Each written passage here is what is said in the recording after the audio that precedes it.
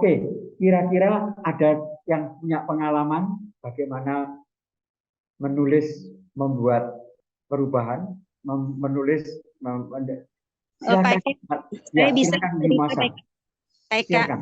Ya, silakan Ibu Masa. Ya, saya ini menulis secara kebetulan ya. Sebenarnya dari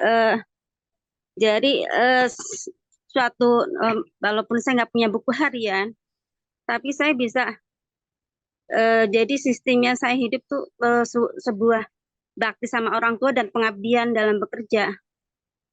Tapi kok dalam 30 tahun tuh udah lelah gitu. Jadi udah mengabdi, udah berbakti gitu. Kok ya nggak ada perubahan ya gitu.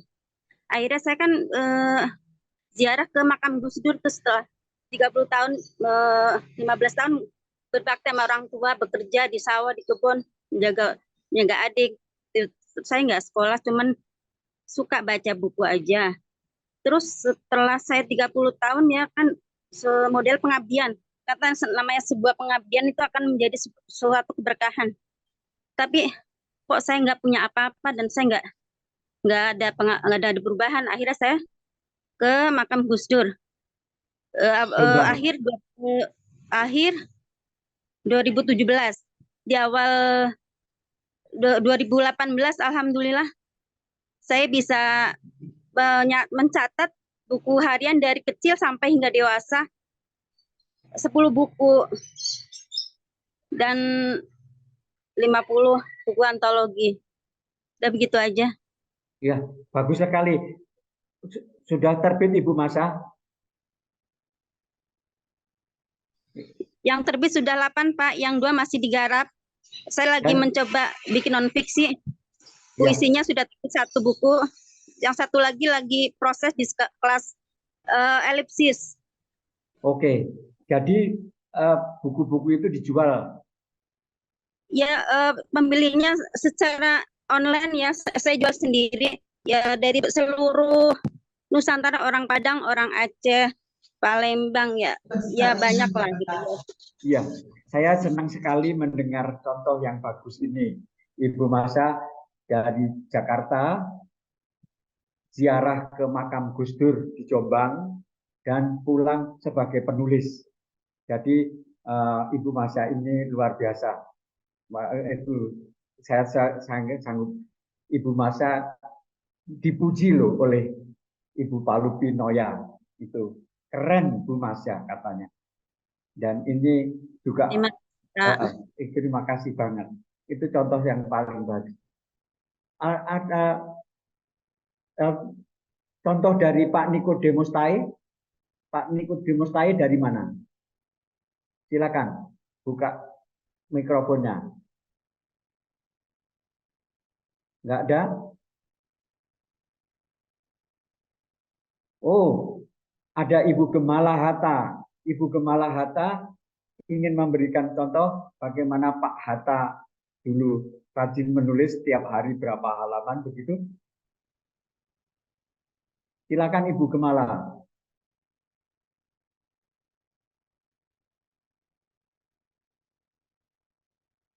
Maaf ini saya tidak pakai screen ya.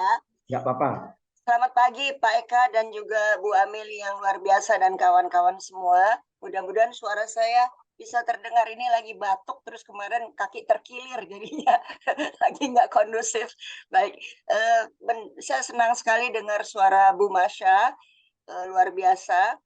Tapi kalau saya pikir tidak ada urusan kita minta sama manusia yang sudah meninggal, karena minta itu langsung pada Allah, ya. Jadi inspirasi itu datang dari Allah. Jadi kalau kita berdoa ke makam-makam siapapun juga silahkan. Tapi ingat kita harus berdoa kepada Allah, apapun agama Anda.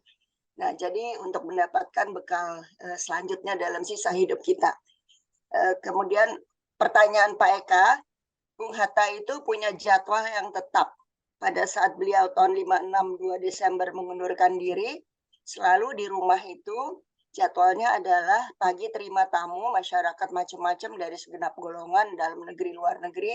Setelah itu makan siang, kami pulang sekolah makan siang, lalu ayah tidur sebentar, sholat asar, kemudian bangun itu sudah pasti dari jam 4 sore sampai jam itu duduk di ruang atas dan baca Antara, news Antara, kemudian masuk sebentar ke ruangan untuk menulis, dan kalau ada yang mesti ditulis karena perpustakaan ada di atas, dan kalau harus menulis lagi maka setelah makan malam ayah masih menyempatkan 1 jam lagi menulis.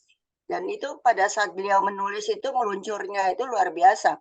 Jadi tidak seperti kita setengah jam mungkin kalimat yang turun itu hanya berapa baris. Kalau ayah tidak, begitu duduk langsung 1 halaman sudah penuh, dan luar biasanya sekretaris beliau ada 2, yang satu orang Sumedang Islam, yang kedua Batak Nasrani, dan ayah selalu kompak pada mereka. Dan yang Nasrani ini Pak Willy Mutabarat itu yang sangat menulis, mengetik apa yang ayah telah lakukan.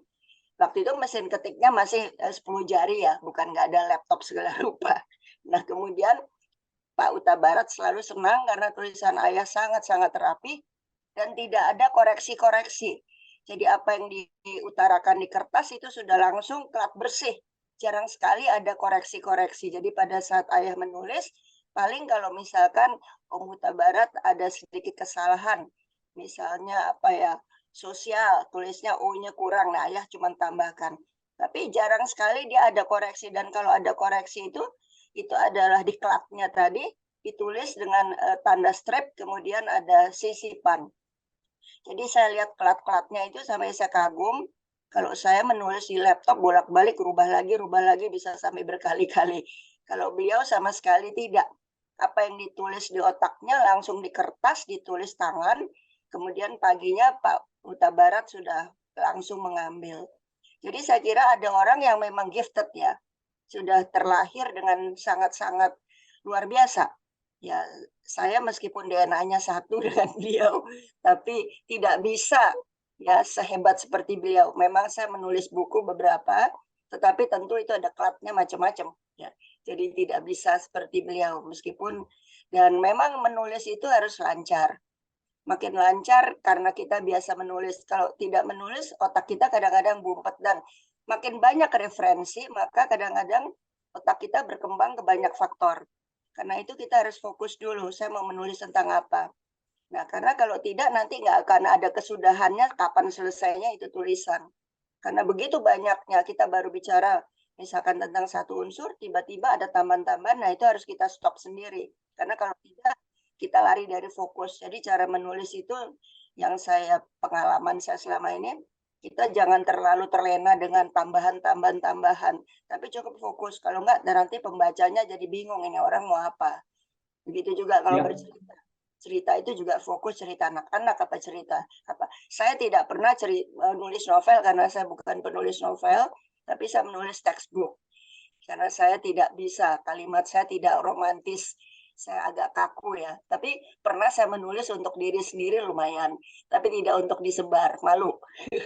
Terima kasih Bapak atas pertanyaannya. Oke, terima kasih Ibu Gemala. Pak Bung Hatta itu terkenal karena pertama untuk mas kawin istrinya itu Bung Hatta memberikan hadiah buku. Mas kawinnya adalah buku Pemikiran Yunani. Itu yang saya ingat. Alam pikiran Yunani, alam pemikiran Yunani, yaitu yang alam pikiran Yunani ya.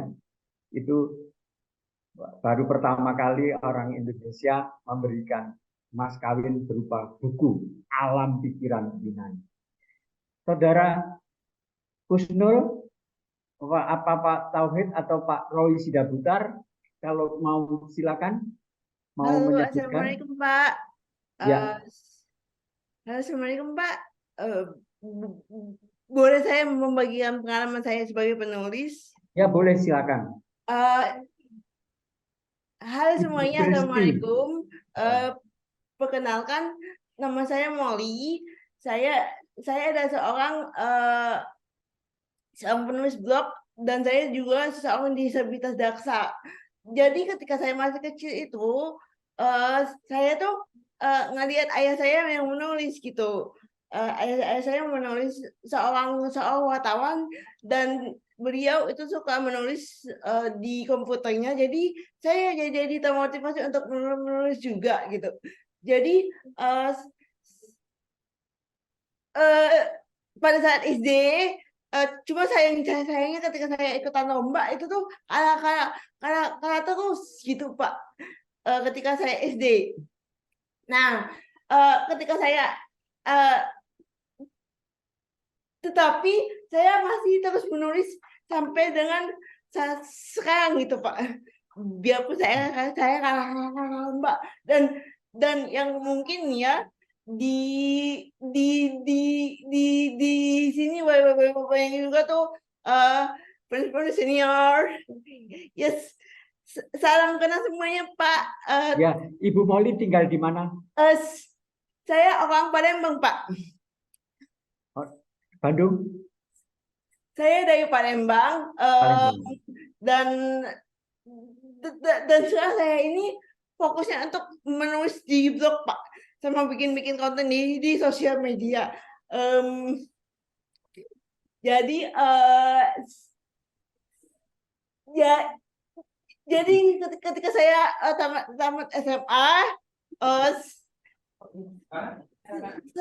saya fokus untuk menulis di blog gitu kan.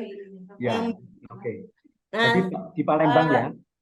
Nah, ketika saya menulis di blog itu, saya suka ikutan lomba menulis Pak. Sampai dengan sekarang, saya akhirnya bisa menulis, bisa memenangkan lomba 30-an lebih Pak. Oh, saat ini. menang lomba 30-an. Lomba menulis tingkat nasional Pak gitu. Wah. Dan itu saya masih menang hadiah 20 juta Pak dari IndiHome Blog Competition. Ya, itu luar biasa, 20 juta ya. Itu karena saya selalu konsisten buat menulis dari saya kecil. Ya. Sampai dan sekarang saya menulis di blog, kemudian untuk buku saya menulis bareng teman-teman lewat antologi. Antologi sekarang ada sekitar 20-an antologi sama teman-teman. Bareng teman-teman Bagus sekali. Puisi, cerpen. Iya. Oke. Terima kasih. Kalau saat ini saya lebih suka untuk menulis di blog Pak. Blog saya ada moldania.com. Ya, blog saya moldania.com dan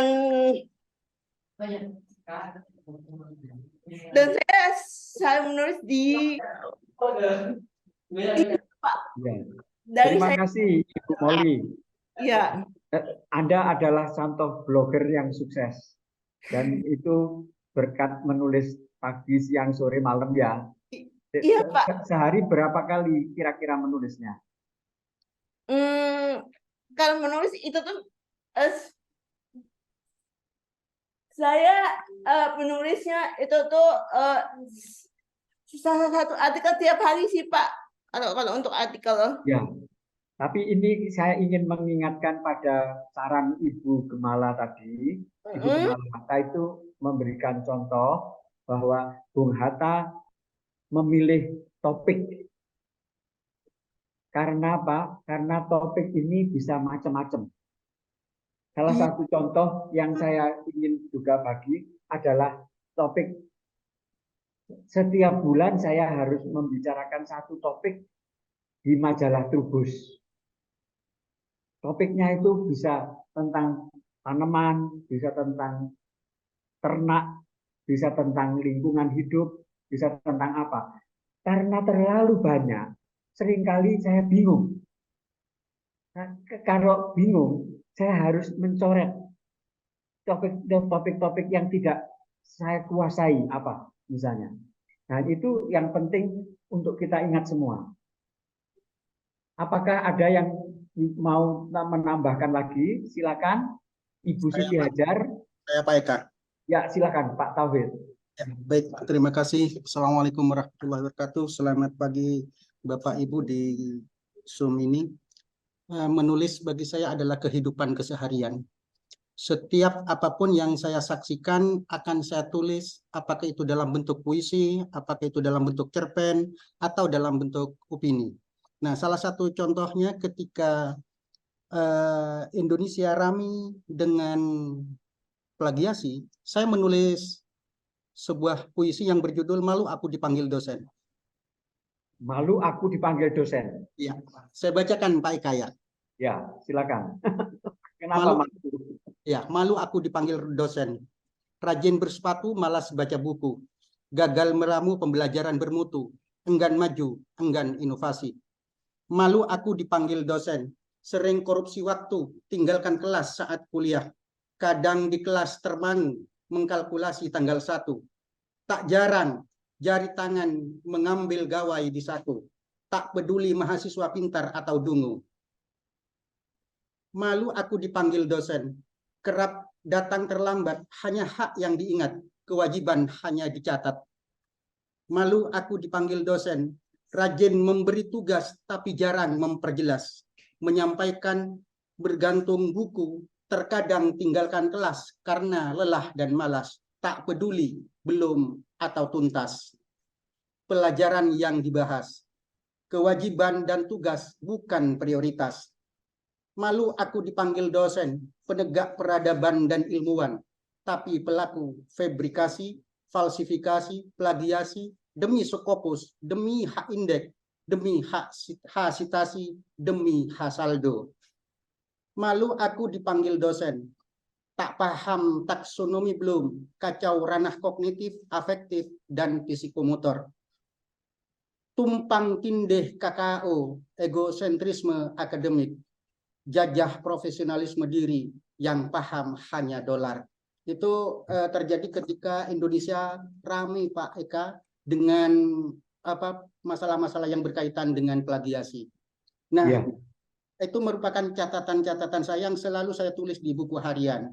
Kemudian disiplin ilmu saya adalah disiplin sastra, khususnya bahasa, maka saya tulis magister bahasa. Begitulah terus menerus saya, kenangan-kenangan itu tidak pernah saya lewatkan sejak saya kelas 4 SD. Karena kelas 4 SD saya pernah mengikuti sebuah lomba, yakni lomba mengarang. Waktu itu saya ingat, saya ingin menjadi guru, cita-citaku ingin menjadi guru. Dan alhamdulillah waktu itu saya mendapatkan juara 1 tingkat kabupaten. Mungkin karena keterbatasan Pak Eka, ya, maka saya tidak berkembang untuk menulis itu. Tapi ketika saya sekolah di SPG, Sekolah Pendidikan Guru, ada sesuatu yang sangat berkesan kepada saya. Sampai sekarang pun saya tidak akan pernah melupakan itu. Yakni ketika kelas 1 SPG, Sekolah Pendidikan Guru, nilai bahasa Indonesia saya adalah yang paling jelek. Yakni mendapatkan 6, angka 6. Nah, karena itu maka saya membenci bahasa Indonesia. Karena nilai 6 itu, maka saya membenci bahasa Indonesia. Tidak ingin belajar bahasa Indonesia, tetapi saya menulis. Pada tahun 1989 saya kelas 1, saya menulis di Jawa Pos. Oke. Alhamdulillah waktu itu honornya cukup untuk SPP 2 tahun. Ya, memang itu. Ya, karena terus begitu saya merasa tertantang untuk terus menulis puisi, menulis dan seterusnya. Dan salah satu tulisan saya sudah saya kirimkan ke Pak Eka kemarin. Humanitas. Ya, terima kasih. Nah, itulah Pak Eka. Sampai sekarang saya tidak akan pernah berhenti menulis. Atau ini lahir di Pamekasan ya? Pamekasan asli Pak Eka. Oh, Madura asli. Madura asli. Makanya tulisan-tulisan saya banyak berwarna Madura. Oke. Mungkin itu bisa jadi inspirasi teman-teman. Terima kasih Pak Eka, terima kasih. Terima kasih banyak Pak Tauhid, itu memberikan inspirasi yang besar sekali untuk kita semua. Apakah ada lagi yang mau bicara? Pak Muhammad Nur Salim, Pak Ahmad Sohib, Ibu Siti Hajar, Pak Andri Satria Masri. Ini saya, Mas Eka. Ya, silakan. Baik, maaf saya tidak pakai screen. Enggak apa-apa.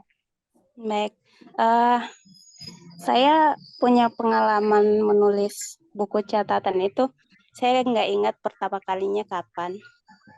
Tetapi Saya pikir bermulanya itu dari dulu, saya tahun 90 lahirnya, jadi masih dapat salam-salam di radio. Terus masih ada kupon-kupon yang kita suka tulis untuk memberikan salam kepada siapa. Nah, saya pikir dari situ kemudian berkembanglah. Akhirnya menulis buku harian. Kalau dulu kan menulisnya tuh kayak diary gitu. Akhirnya Diary. iya betul. Akhirnya saya punya buku catatan harian itu banyak sekali. Dan sampai sekarang walaupun sekarang setelah menjadi ibu rumah tangga tuh agak susah untuk menulis buku catatan harian, itu agak susah lagi, tapi masih ada. Dan kemudian saya fokus mulai menulis dengan serius itu ketika kuliah dulu di Jakarta dan masuk komunitas sastra namanya Ranggon Sastra di Jakarta. Kemudian bisa untuk melatih, kemudian saya juga jurusan sastra, pendidikan bahasa dan sastra, jadi mendalami itu dan akhirnya bisa 2019 itu bisa melahirkan satu buku. Tapi sampai sekarang belum menulis lagi, belum menghasilkan buku lagi. Mudah-mudahan nanti ke depan bisa menulis kembali. Saya tinggal di Kupang, Mas Eka. Oke, tinggal di Kupang. Ya, Ini terima ada kasih. Ibu Sri Sembadra Alia dari Tulungagung. Silakan Ibu Sri. Ya. Assalamualaikum warahmatullahi wabarakatuh. Ya. Silakan. Selamat siang, Pak. Ya. Ya, ini saya ingin bercerita tentang pengalaman menulis saya. Itu diawali dari buku harian. Jadi setiap hari saya itu paling suka itu bikin buku harian, apa aja saya tulis gitu. Jadi akhirnya dengan itu terbiasa menulis. Selain itu saya juga suka membaca. Jadi semua bacaan itu saya baca, dari cerita anak sampai dari wawasan dan ilmu pengetahuan itu semua saya baca. Dari situ dulu saya itu sakit-sakitan hanya karena saya itu suka membaca, lama tidak sekolah gitu selalu juara 1 hanya karena membaca itu. Ya dari situ di cerita anak itu, di majalah anak itu kan selalu ada tulisan untuk menerima naskah dari pembaca gitu ya. Saya coba-coba akhirnya terbit di situ. Dari majalah Ananda dulu masa kecil, berlanjut di Anita Cemerlang, lalu di majalah Joyoboyo, bahasa daerah. Nah dari situ Bisa Jawa. Ya, bisa Jawa. Nah, dari situ kan banyak ya teman-teman dari media sosial itu yang sering curhat sama saya. Dari anak-anak TKI, dari ibu-ibu rumah tangga, itu akhirnya saya bikin cerpen dengan nama yang beda, alamat yang beda. Jadi namanya disamarkan gitu. Ada salah satu curhatan dari anak TKI di Taiwan dulu, itu saya terbit buku antologi di Asian Women Written. Itu akhirnya diterbitkan lagi di majalah Akbar dengan translate bahasa Mandarin di Singapura. Dari situ berlanjut ada yang ingin menulis buku biografi. Ya, terus berlanjut ada yang curhat, akhirnya menjadi buku biografi novel ini. Ini Pak. Oke. Ya, ini Pengukir angin di piramida. Kata pengantarnya ini dulu Bapak Eka Budianta ini. Ya, terima kasih diberi kesempatan membaca. Iya. Ini insya Allah masih ada lagi yang saya tulis untuk biografi novelnya. Terima kasih Pak. Oke, terima kasih Ibu Sembadra Alia dari Tulungagung. Apakah masih ada lagi yang ingin bicara? Ibu Ernaz Siswanto, silakan. Ini yang menarik sebetulnya untuk saya itu adalah kesempatan untuk perempuan untuk menjadi pengarang itu sangat terbatas. Dari 25.000 nama penulis Indonesia, itu yang pengarang perempuan itu sekitar 1.500. kurang dari 10%. Ada apa kira-kira? Padahal kan apa kenyataannya itu ibu-ibu lebih suka menulis, lebih suka bercerita pada anak-anaknya pada waktu kalau anak-anaknya mau tidur. Perempuan sangat minim memang perempuan itu. Boleh ikut berbagi cerita Ibu Ardini Pangastuti. Silakan. Ibu Ardini Pangastuti, silakan. Mungkin saya Pak Nur Salim. Oke, ya Pak Muhammad Nur Salim. Nur Salim, ya terima kasih. Ya, Selamat silakan. siang Bapak. Dengan Bapak siapa? Mohon maaf, baru masuk saya. Iya, saya Eka Budianta. Oh, Masya Allah, Bapak Eka Budianta yang termasyhur itu ya. Begini Bapak, saya akan menceritakan sedikit pengalaman saya untuk eh, apa? Saya pernah menulis tapi sifatnya di ini med apa apa ini semacam buletin mingguan gitu di media umat ya, media umat di Kota Malang yang dimana tulisan itu tapi bukan berupa ini ya, berupa tulisan buku gitu, cuman karena itu media itu saya ngambilnya dari pada acara pengajian apa gitu, eh, saya menulis sebuah apa kak yang acara itu apa, latar belakangnya apa, pembicara mubaliknya siapa gitu, sekitar sekitar itu saja Pak. Dan itu Oke.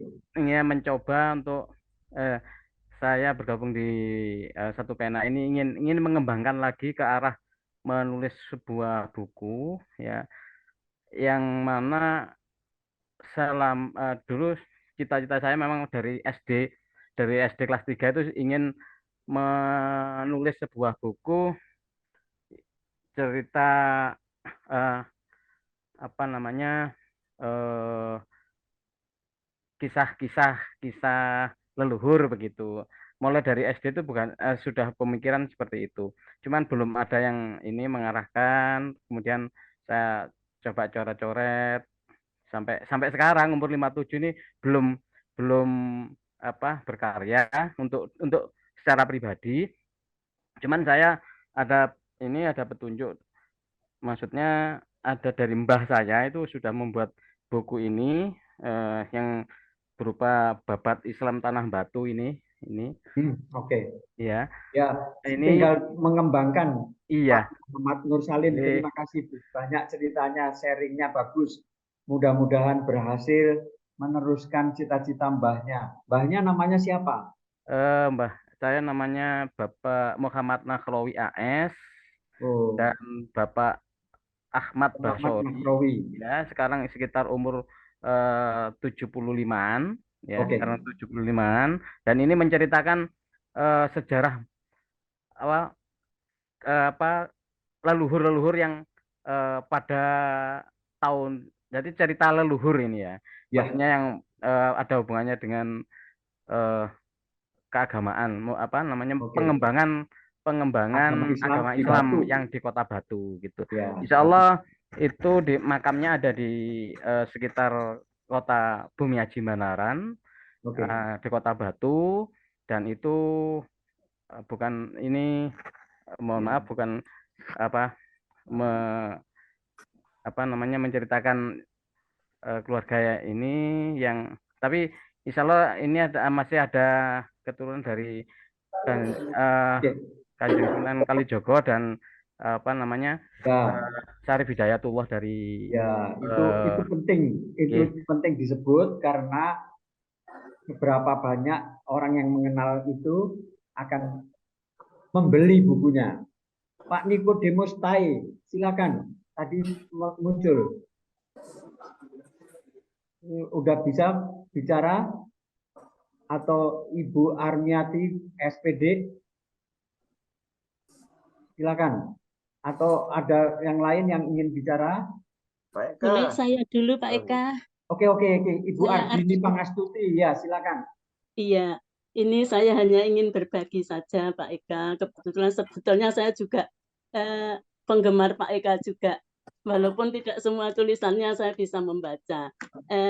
Ini seandainya saya tidak menulis, saya tidak tahu di usia yang tua ini mau berbuat apa.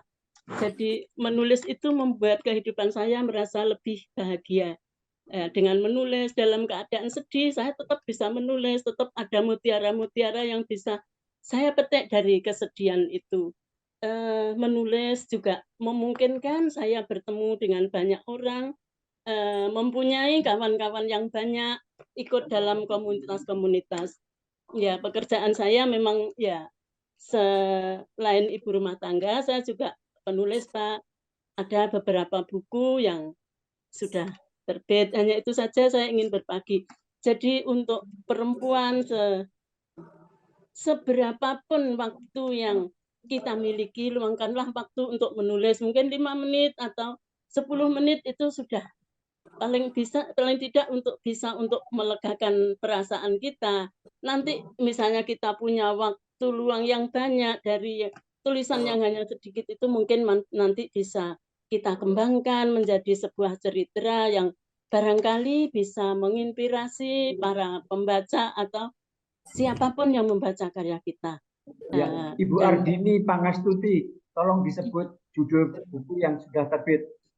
Oh iya, ini yang baru saja, yang lebih banyak saya di Sastra Jawa, Pak. Alun Samudra Rasa pernah mendapat penghargaan Rancage tahun 2016.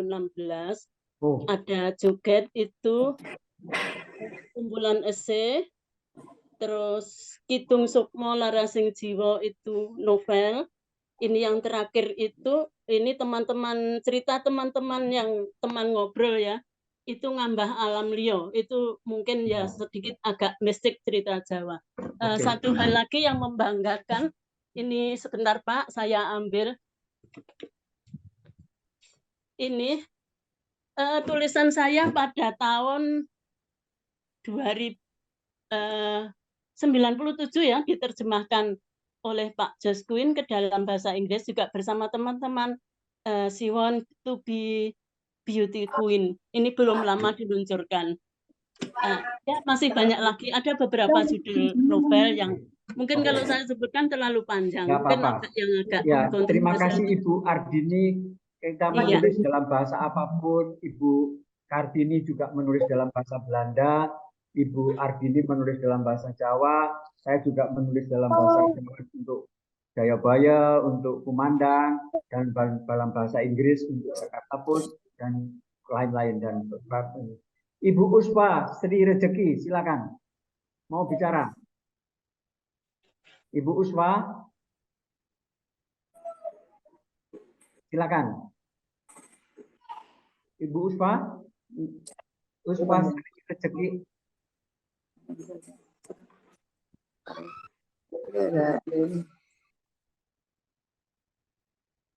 Habis ini Pak Ernest ya, Siswanto. Silakan.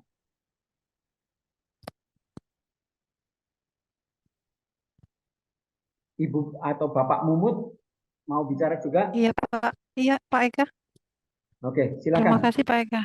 Ya, Pak Eka ini mungkin kalau dari perempuan mungkin bisa direkomendasikan literatur yang cocok Pak, karena mungkin ketika kita menulis karya ilmiah atau Ibu Mumut, yang saya alami justru penulis-penulis perempuan itu yang bisa mengubah pemikiran kita. Salah satu contoh adalah Beecher Stowe. Beecher Stowe itu penulis dari Uncle Tom's Cabin, Gubuk Paman Tom, yang membuat rasialisme atau diskriminasi rasial dipertimbangkan dan dihilangkan di Amerika Serikat. Dan Rachel Carson itu yang melukiskan, yang membuat buku Silent Spring. Silent Spring mengubahkan yang dunia ya. Silent Spring itu ada dalam bahasa Indonesia, musim semi yang sunyi. Gubuk Paman Tom juga ada dalam bahasa Indonesia. Itu bisa dicari di Bukalapak. Oh ya, Pak Pak. Ernest Siswanto, Pak, silakan. satu lagi, Pak. Ini Ya. apa? Saya mau nanya, Pak.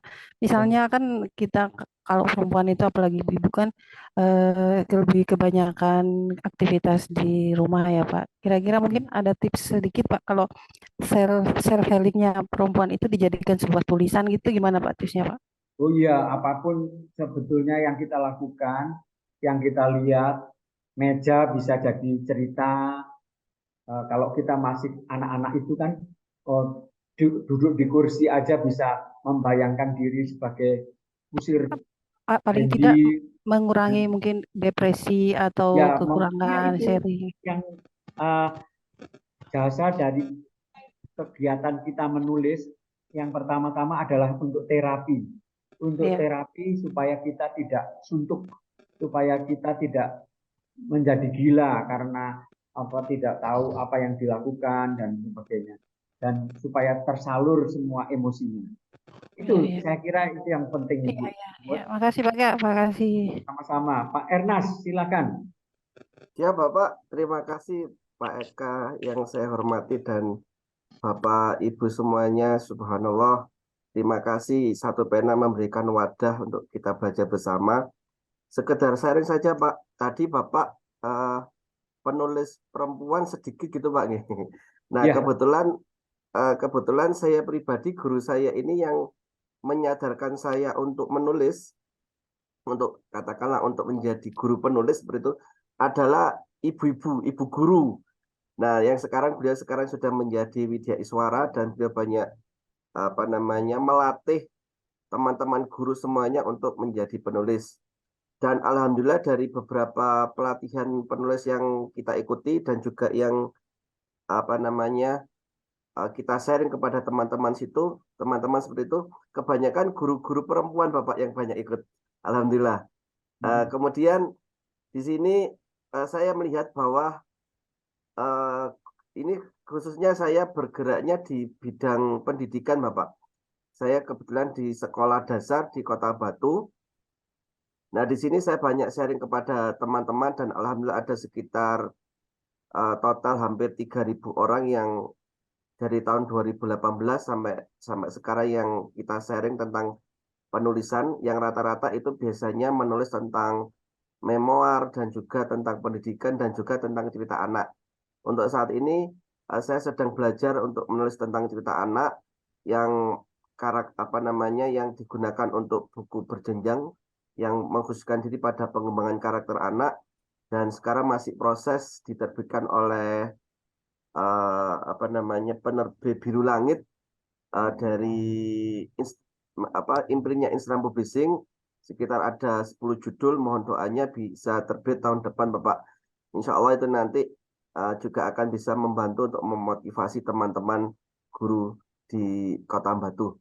Dan terima kasih Pak Eka Budi, semoga acara-acara seperti ini bisa terlaksana secara rutin oleh Satu Pena. Barakallah. Assalamualaikum warahmatullahi wabarakatuh. Doa yang saya panjatkan adalah semoga bukunya Pak Ernest Siswanto laris manis. Amin, karena amin. Dengan penghasilan itu ini ada satu pertanyaan yang sangat mengganggu juga ini, Pak Nur Fuad, apakah terapi bisa menurunkan berat badan? Itu saya kira bisa, sangat bisa, karena terapi menulis itu termasuk membuat disiplin untuk tidak ngemil. Kalau susah menulis misalnya, buat aja satu kalimat, saya tidak boleh ngemil 1000 kali. Saya tidak boleh ngemil 1000 kali. Saya tidak setiap waktu dan sebagainya. Pak Ahmad Muhaimin mau bicara, silakan. Silakan Pak Ahmad. Bisa? Pak Tidak, Ahmad. Pak. Saya mendengar saja, Pak. Oke. Ati Mariati, Ibu Ati, silakan. Terima kasih Pak. Terima kasih kepada di akhir tahun oleh Pak Eka. Ya, silakan. paling saya sukai itu saya tidak mampu menjawab karena malu bahwa kata benda saat itu yang terpikir adalah uang. Tapi Pak Eka memberi pertanyaan tersebut tidak mengharapkan saya lihat ya, tidak mengharapkan jawaban yang sempurna. Jadi karena itu saya termotivasi juga kata-kata Pak Eka bahwa sekretaris Pak Eka juga bisa menulis. Akhirnya saya tahun 2014 mencoba menulis biografi seorang pegiat wisata di Kulon Progo yang diterbitkan oleh pemerintah Kulon Progo. Kemudian di 2019 juga berkah saya dibayar untuk menulis biografi salah satu tokoh di desa yang sederhana tetapi 5 orang hasil.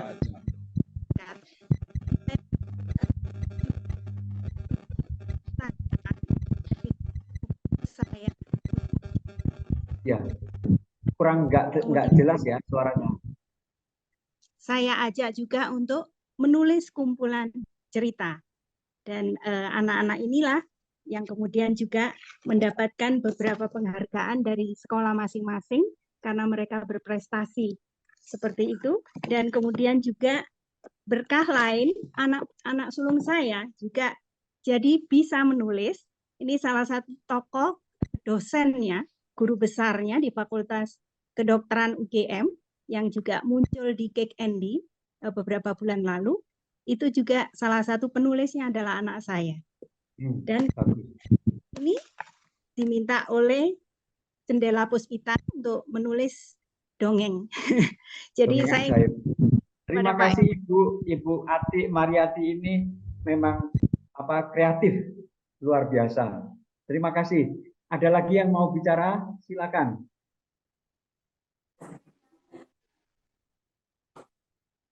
Ibu Tuti, Rismarini, udah cukup. Pak Roni, siapa lagi?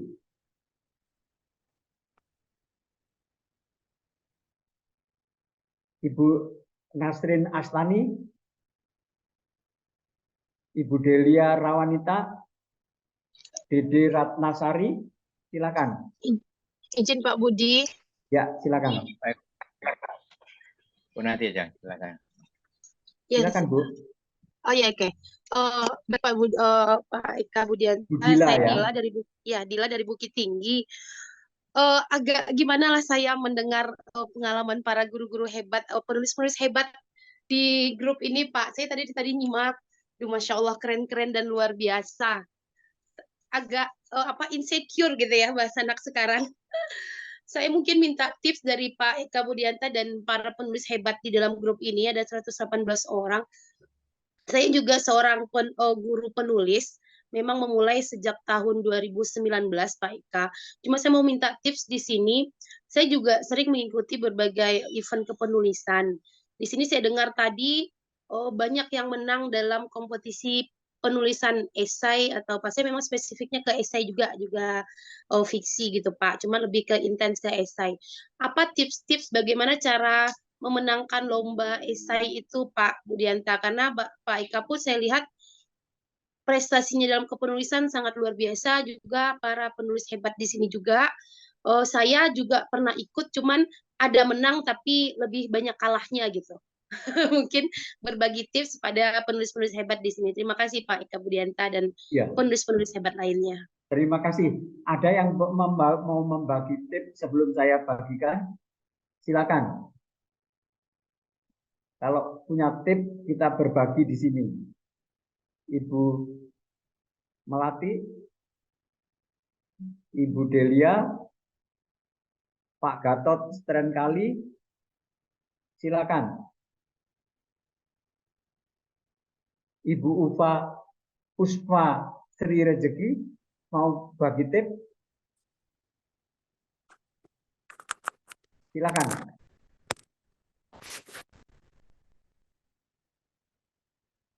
Sebetulnya tipsnya itu kan sederhana. Itu tidak yang penting itu bukan menulis untuk menang, tapi menulis untuk senang. Kalau kita senang menulis, orang yang membaca akan senang. Tapi kalau kita menulisnya ogah-ogahan, orang yang membaca juga ogah-ogahan. Ada Budat Murniah di sini, ketua koordinator Satu Pena di Jakarta. Silakan Ibu Budat Murniah mau bicara? Mas Eka, Ya, silakan. Silakan Ibu Dat. Halo, Ya, ya, Ibu Mona ya. Pak Eka. Ya, Ya, balik ya papan. betul Pak. Maaf Ya, saya off cam dulu Pak karena nggak lagi apa-apa. sambil di sini. Senyumnya sudah Tapi saya menarik. menyimak. Ya, Iya, Pak Eka, saya mau mau sharing aja karena kebetulan kan saya pernah menulis cerita sedikit gitu, cerpen, tapi itu pun juga saya nggak tahu istilahnya apa ya, ikut di satu. Jadi menulisnya secara rame-rame gitu. Nah, saya sebenarnya sih benar-benar newbie di sini ya Pak ya, baru banget dibandingkan sama teman-teman semua yang ada di sini ya, Masya Allah hebat-hebat sekali, sudah jadi penulis hebat. Saya masih belajar. Jadi kebetulan saya tergabung di komunitas ADHD Indonesia. Salah satu orang tua di situ. ADHD adalah gitu anak-anak yang berkebutuhan khusus dengan ADHD. Nah, kami sebenarnya punya keinginan banget untuk bisa menulis buku tentang sharing tentang ADHD, Pak. Cuma masalahnya kayaknya nggak bisa mulai-mulai nih, Pak, agak mandek nih. Jadi saya minta sarannya bagaimana caranya ya agar kami ini mungkin karena kesibukan masing-masing dengan anak-anak masing-masing ya, dengan terapi dan segalanya, kadang-kadang kesempatan untuk menulis itu jadi terabaikan. Padahal keinginan kami tuh pengen sekali bisa membuat buku untuk bisa dibagikan kepada banyak orang yang bisa membaca supaya stigma-stigma tentang ADHD ini tidak menjadi konotasi negatif buat anak-anak kami ke depannya. Begitu Pak Eka kira-kira. Terima kasih banyak. ya, terima kasih Ibu Mona. Itu salah satu tantangan dari itulah membagi waktu ya. Tapi kalau saya bisa menyarankan, itu poin utama yang ingin kita bicarakan bisa dicatat. Satu kata, dua kata, kata kunci. Itu bisa disediakan salah satu cara yang membuat kita tidak melupakan topik adalah buku. Buku sekecil apapun sangat berguna. Jadi jangan lupa catat. Karena kalau kita lupakan, kita taruh di handphone. Handphone itu tergantung pada listrik. Kalau buku kan enggak. Kapan aja bisa dicari. Oke, ada lagi yang mau membagikan? Ibu Delia Rawanita, silakan. Ibu Delia. Ya. Assalamualaikum Pak Eka. Assalamualaikum. Waalaikumsalam. Saya mau bilang apa ya, soalnya ini penulisnya luar biasa semua. Saya sangat mengagumi semua kawan-kawan, tapi saya belum ada karya apa-apa Pak, kecuali ikut antologi puisi aja. Jadi saya masih belajar di sini. Tidak apa-apa Ibu, itu belajar mula-mula menulis puisi, kemudian menulis esai atau lain-lain. Silakan Ibu Welmita. Baik, terima kasih Pak. Terima kasih Ibu Delia. Baik Pak. Assalamualaikum. Ya, Ibu Dat, silakan mau bicara. Iya Mas Eka, tadi ada pertanyaan tentang bagaimana agar dia dapat menulis esai di dalam suatu lomba itu, atau menulis apapun di dalam sebuah lomba itu menang begitu ya, antara lain, atau diterima oleh penyelenggara lomba tersebut. Nah, yang pertama-tama ya Mas Eka ya, harusnya kita menulis sesuai tema yang diajukan oleh penyelenggara itu. Kemudian syarat-syarat yang ada di dalam perlombaan itu juga harus dipatuhi. Misalnya harus menulis dengan huruf Times New Roman A4 dan poin dengan huruf berapa karakter, kemudian tidak harus PDF. Nah, ini kadang-kadang teman-teman yang ikut lomba atau ikut apapun, event apapun, itu mengabaikan itu. Jadi mereka mengirimkan naskah-naskah PDF atau lain-lainnya. Nah, saya kagum sekali pada hari ini bahwa ternyata penulis-penulis kita di Satu Pena dan di luar Satu Pena itu banyak sekali. Jadi mudah-mudahan Satu Pena terus menyelenggarakan kegiatan seperti ini. Mas Eka memang selalu memberikan masukan-masukan kepada teman-teman penulis. Nah, ini mumpung ada Mas Eka, teman-teman penulis banyaklah menggali keahlian dari Mas Eka. Gitu Mas Eka yang saya sampaikan. Oke, Terima kasih. terima kasih Bu Nia. Terima kasih banyak atas sarannya bahwa kita harus mematuhi peraturan-peraturan yang diberikan oleh panitia. Itu tanda bahwa kita disiplin. Kita mematuhi misalnya bentuk font atau ukuran font 12 font misalnya, dan tidak boleh dalam bentuk PDF misalnya, itu sangat penting. Dan yang paling penting yang saya rasakan adalah mengikuti perkembangan zaman. Paling tidak membaca koran. Membaca koran itu penting sekali. Kalau bisa setiap hari membaca, bagus, karena kita tahu tren apa yang kira-kira menarik untuk hari ini. Kemarin saya mendapatkan satu karangan, ya biasanya lah teman-teman itu kalau menulis ingat saya terus dikirim, tolong dikoreksi gitu. Nah, saya sebelum mengoreksi, sebelum membaca mereka karya-karya mereka itu, saya ingin menanyakan dulu berita apa yang terkait dengan tulisan ini yang membuat teman-teman menulisnya. Kedua adalah latar belakang penulisan. Apakah misalnya ada yang mengirim tentang budaya laut misalnya. Apakah pernah yang bersangkutan itu belajar tentang kelautan, ilmu kelautan misalnya. Apakah pernah tentang astronomi. Ibu saya almarhum namanya Monica Andayani itu mengajari saya membuat tulisan yang sangat mempengaruhi orang, yaitu dengan tulisan astrologi, ramalan bintang.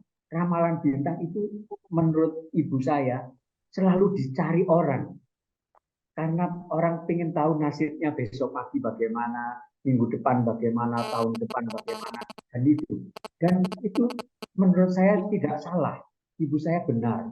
Dan dalam pengertian yang itu yang saya sampaikan kepada Mbak Nia itu, bahwa ibu saya itu tidak pernah membuat saya tersudut, tidak pernah membuat saya ada satu antologi yang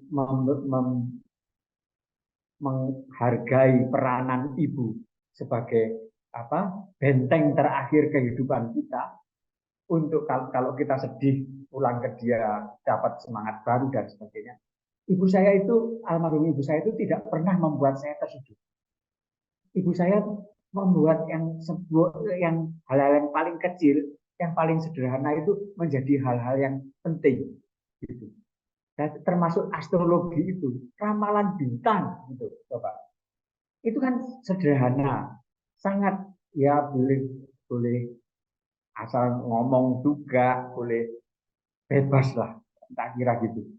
Ada dalam bahasa Jawa itu ada macanan namanya. Kalau ada kelahiran kan, ada Pon Wage Kliwon Legi Paing itu sama ditambah hari-harinya. Senin Wage itu misalnya 8 atau Rebo Legi itu 12 dan sebagainya. Karena Rebo itu 7, Legi itu 5 misalnya. Itu jatuhnya pada apa? Gitu. Hal-hal yang sangat sederhana itu ibu saya memberikan bekal untuk hidup, bekal untuk bercerita, bekal untuk ngomong, bekal untuk berceramah dan sebagainya. Oke, silakan kalau ada yang mau menambahkan.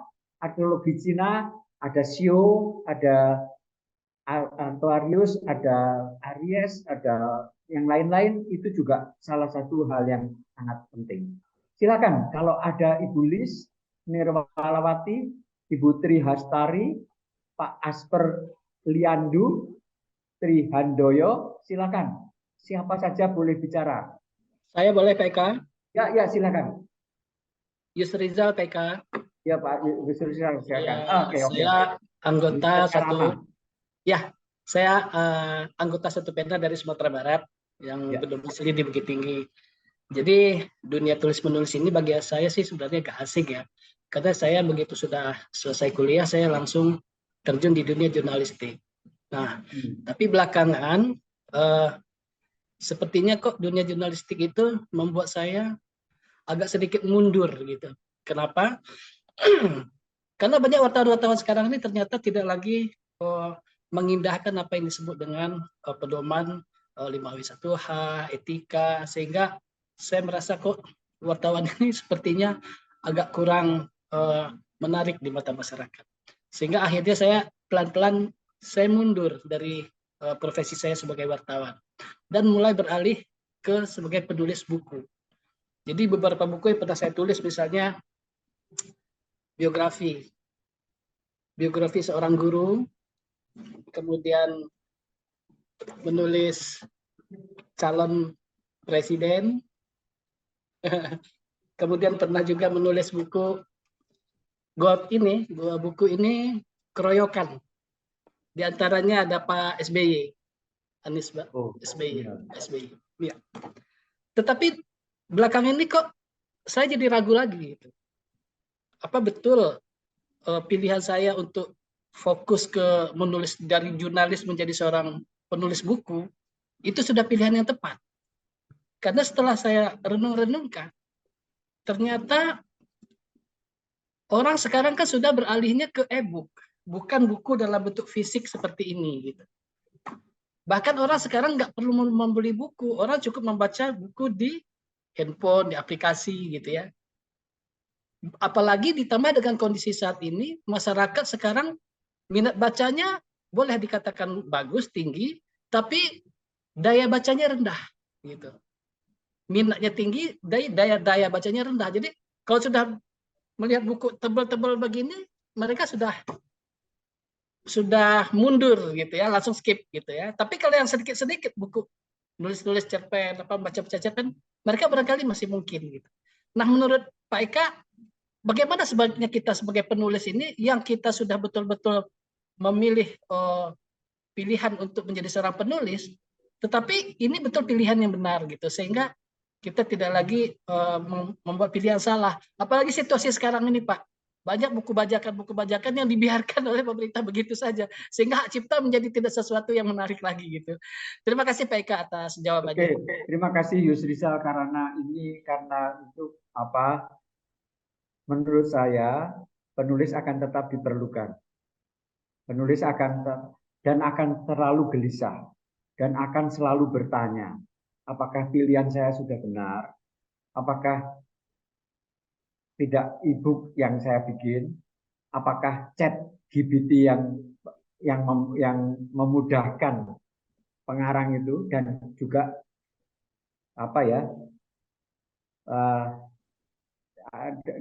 ada satu rencana minggu depan tanggal 16 itu ada Trisakti akan memberikan kalau mau di linknya ada di semacam apakah pada era kecerdasan buatan itu penulis masih diperlukan.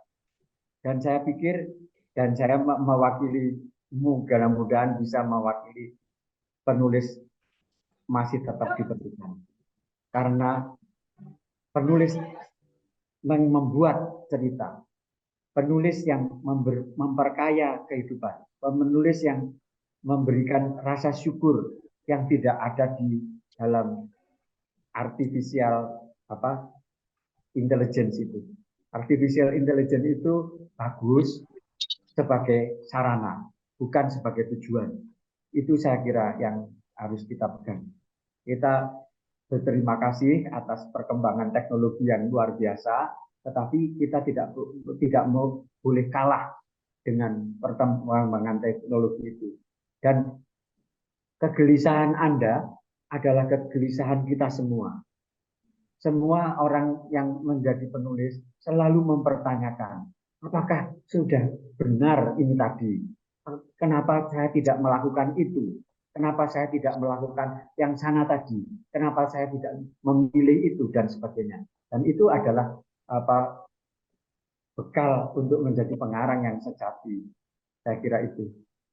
Karena dengan bertanya begitu, Anda selalu mencari kesempatan yang lain, selalu mencari alternatif yang berbeda-beda.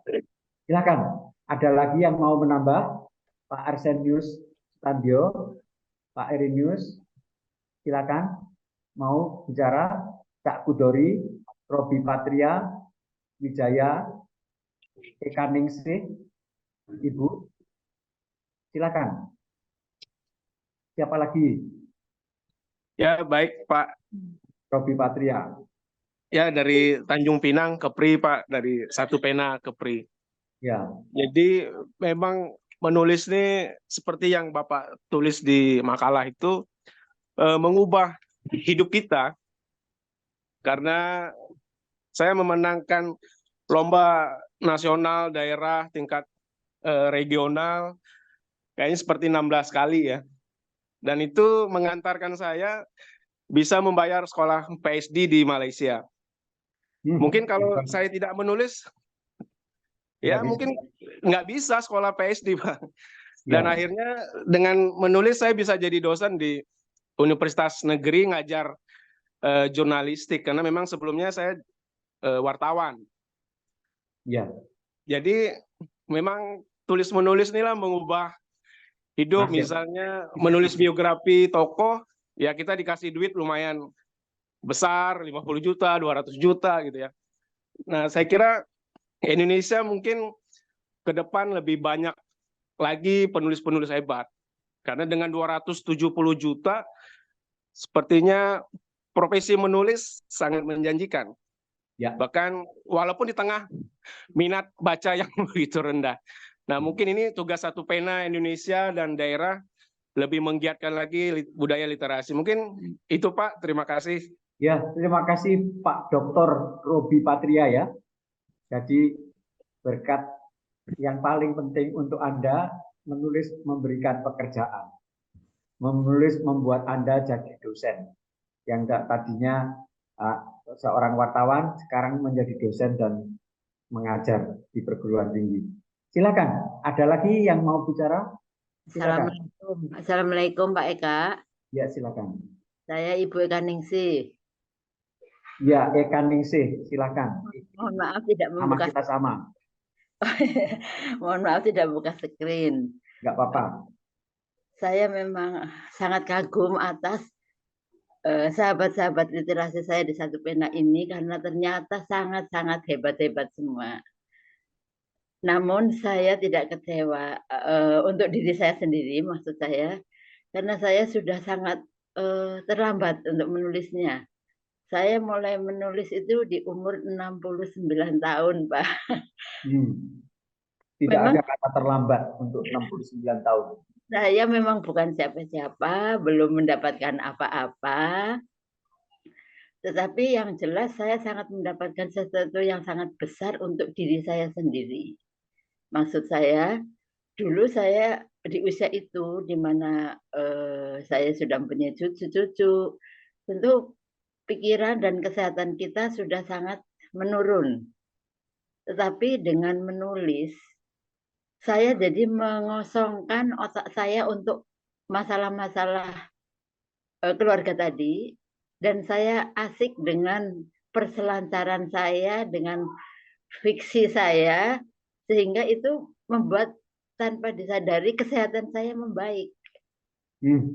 Yang saya dulu harus rutin makan obat ini itu, alhamdulillah bisa terkurangi. makin sehat, dan saya makin happy. Ya, mungkin memang untuk mencapai seperti rekan-rekan tadi, mungkin saya tidak tahu apakah bisa atau enggak karena usia. Tapi paling tidak untuk diri sendiri telah mengubah sebagai apa namanya, salah satu pengubah kesehatan saya. Di masa yang sudah lansia ini ternyata masih bisa membuat aktivitas lain, melakukan aktivitas lain, hobi-hobi saya yang lain, membuat kue dan sebagainya, di mana tadinya tidak bisa lagi. Itu aja pengalaman saya. Terima kasih. Terima Assalamualaikum. kasih Ibu Eka Ningsih. Yang saya ingin sarankan untuk Ibu Eka dan teman-teman yang lain adalah menulis surat. Surat ini tidak perlu pendek. Surat ini bisa berisi resep, bisa berisi apa saja pengalaman, terutama yang laku dalam tanda petik, itu adalah resep. Resep membuat sayur, resep membuat kue, dan lain-lain itu penting sekali, supaya tidak hilang. Kalau resepnya hilang, itu pengetahuan kita hilang. Saya kira itu yang penting sekali. Pak Asep Herna ingin menambahkan sesuatu? Silakan. Menulis, ya silakan. Terima kasih Pak Eka, saya sangat terinspirasi dengan berbagai cerita dari Bapak dan Ibu di sini. Luar biasa sekali ya, bagaimana menulis menjadi bagian dari perjalanan dalam tanda petik takdir hidupnya ya. Saya sendiri memang sejak lulus kuliah itu langsung berprofesi sebagai penulis, dari mulai awalnya juga seperti ada salah satu teman-teman di sini, jurnalistik. Kemudian seperti Pak Eka bilang bahwa penulis itu ada banyak sekali kegelisahan dan pertanyaan-pertanyaan di kepala ya. Sama seperti Pak Eka mungkin kerap kadang ketika kita fokus di satu sisi atau di satu bidang, kemudian rasa bosan itu menyelimuti diri kita. Akhirnya saya berprofesi alih profesi dari jurnalistik ke dunia komersial, Pak. Nah, saya menyimpulkan pada saat saya berkutat di dunia jurnalistik, kemudian di dunia komersial yang membidangi ada banyak hal tentang brand ya. Saya menyimpulkan bahwa menulis itu bukan hanya bisa mengubah hidup diri kita sendiri saja, tapi ternyata memiliki pengaruh juga terhadap jagat atau dunia di sekitar kita. Bagaimana di dunia jurnalistik tulisan kita memengaruhi persepsi orang-orang yang membacanya mungkin dengan frame yang kita buat. Lalu ketika saya masuk ke dunia komersial, saya merasakan ini saya tafsirkan ketika saya membaca artikel Pak Eka ya, bahwa tulisan itu betapa mengubah hidup diri kita. Dan ternyata bukan cuma diri kita. Ketika saya masuk ke di dunia komersial, di mana tulisan saya lekat hubungannya dengan brand, ternyata tulisan kita bisa mengubah takdir brand yang kita pegang juga gitu Pak. Jadi terima kasih. Barangkali saya menambahkan ya, bahwa tulisan bukan hanya mengubah hidup kita atau nasib kita, tetapi juga memengaruhi orang-orang atau bahkan benda-benda atau salah satu di antaranya brand di sekitar kita gitu Pak. Terima kasih Pak. Tapi jangan lupa tulisan juga bisa mengirim kita ke penjara. Tulisan juga bisa membuat kita dibenci atau dimusuhi oleh teman-teman. Itu harus dihindari. Bagaimana caranya? Karena kita tidak tahu. Tulisan yang kita sebut sebagai, kita maksudkan sebagai menyanjung atau memuji orang lain, bisa menjadi musuh bagi orang lain. Bisa membuat orang lain merasa benci. Gitu. Dan kita tahu bahwa banyak sekali penulis-penulis besar yang telah masuk penjara. Dan ini ada Ibu Molly. Ibu Molly angkat tangan, silakan. Ibu Molly mau bicara. Jangan lupa. Ya, silakan. Polisi ya, Moni sebagai perwakilan di sini generasi milenial ke atas gitu, menurut Moni anak muda zaman sekarang tuh suka baca suka membaca dan menulis Pak, justru Pak. Ya. Tapi medianya yang berubah gitu Pak. Kalau dulu itu tuh menulisnya di buku, di koran. Kalau sekarang mereka tuh lebih suka menulisnya tuh di sosmed Pak. Kayak misalnya buka IG, Twitter, nulis caption, itu juga suatu bentuk media baru gitu Pak. Media baru penulisan. Nah, saya sebagai anak muda gitu kan Pak, menurut saya kalau misalnya kita menulisnya itu tuh dari buku, itu sudah saya demikian jadul gitu Pak. Makanya sekarang kita memanfaatkan sosial media untuk bisa menyebarkan virus untuk semangat menulis gitu Pak. Terima kasih Ibu Molly. Ya. Senang sekali dengarnya. Oke. Ada lagi yang ingin menambahkan sesuatu? Boleh Pak. Ya silakan Ibu Marsha Firdaus. Iya, menulis juga bisa bikin hidup merdeka. Yang selama ini saya di dapur jadi merasa diri hidup saya jadi merdeka. Iya, tapi kemerdekaan itu tadinya nggak ada cita-cita, 50 tahun jadi cita-cita datang sendiri menulis. Iya, terima kasih. Itu penting sekali untuk disadari juga bahwa pada misalnya reportase pada tahun 80-an yang saya tulis dari Los Angeles misalnya, itu membuat kaca dapur saya dilempari orang. Karena saya tulis bahwa kalau pada tanggal 17 Agustus tidak ada perayaan Hari Kemerdekaan Indonesia di luar negeri, maka itulah berita yang besar. Gara-gara tulisan seperti itu, kaca kamar mandi saya, kaca dapur saya pecah. Karena teman-teman merasa disindir, marah, gitu. Dan itu membuat saya sangat hati-hati kemudian. Karena sesuatu yang patriotis buat kita, ekspresi yang kuat bisa mendatangkan dalam tanda petik musuh. Meskipun kemudian tidak pernah terjadi lagi pada saya. Sekarang nama saya dimasukkan dalam 47 WA grup penulisan. Dan terima kasih untuk semuanya. Terima kasih untuk 2 jam ini. Apakah masih ada yang ingin bicara lagi? Ya, Pak Henry Nur Cahyo, silakan. Kalau mau bicara sekarang, supaya saya tidak menjadi moderator. Silakan mempresentasikan pendapat Anda. Oke. Ngomong apa, Mas? Ngomong apa aja, karena Anda kan penggiat budaya Panji. Apa yang ingin Anda susun ya dengan budaya Panji itu? Silakan. Ya, tadi itu saya terlambat masuk karena nunggu-nunggu link. Saya kira yang kemarin ternyata hari ini.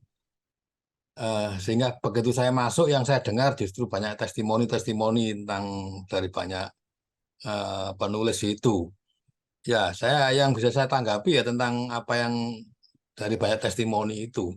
Saya merasa beruntung ya. Era saya dulu adalah era belum ada HP, ya, belum ada internet, ya, dan itu kalau sekarang sih jadul ya. Tapi bagi saya merasa beruntung karena justru saya didesak oleh sebuah kondisi di mana saya harus menulis dengan tulisan tangan.